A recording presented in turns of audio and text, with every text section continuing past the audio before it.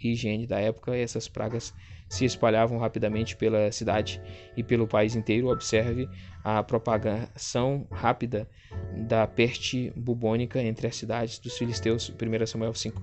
A catástrofe, versículo 11, que é comparada com o desastre que destruiu Sodoma e Gomorra, poderia ser uma referência a um grande terremoto ou talvez a um grande incêndio que destruiu uma das cidades.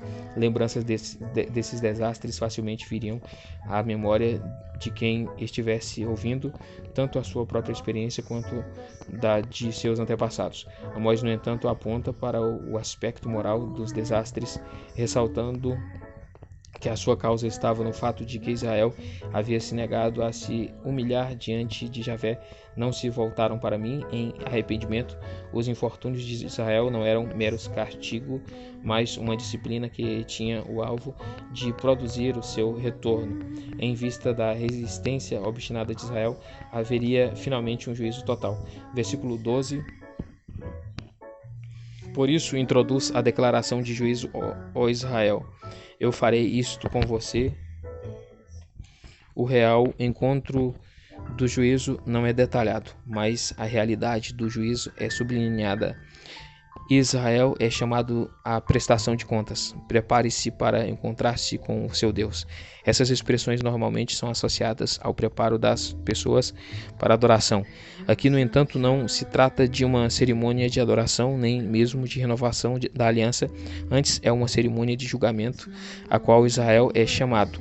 A intimação a Israel de encontrar-se com o seu Deus é o anúncio do dia do juízo final pelo próprio Javé. O versículo 13 é uma das 3 seções em forma de cântico do livro de Amós, sendo as outras 5.8 e 9.5, cada uma se distingue de maneira muito clara do seu contexto imediato, tanto no estilo quanto no conteúdo. O estilo é de um hino e retrata a majestade de Javé, aquele cujo poder pode balançar o mundo e cuja soberania todos precisam aceitar. É possível que as 3 passagens provenham do mesmo hino. O refrão final, Senhor Deus dos Exércitos, é o seu nome, ocorre de forma quase exatamente igual em 5.8 e 9.6.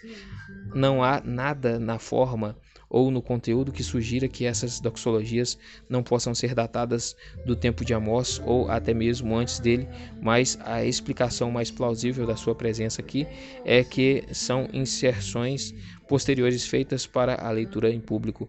A linguagem é paralela e de muitos salmos. São descrições magníficas e majestosas daqueles que fez o seu apelo a Israel, aquele que sustenta o mundo com o seu poder criador, mas que também vai revelar este poder no juízo. 7. Um lamento pela nação, 5:1-3.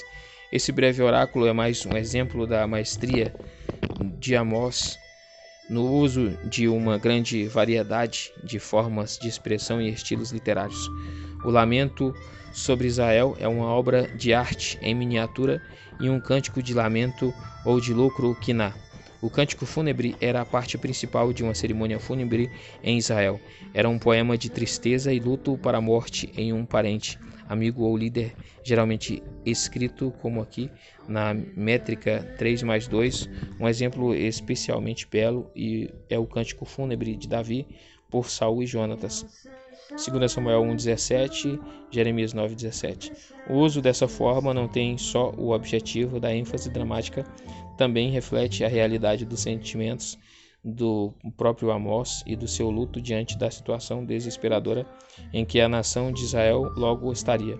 No cântico fúnebre, o juízo é tratado como se já tivesse acontecido, e o lamento fala da quebra irrevogável da nação, caída para nunca mais se levantar.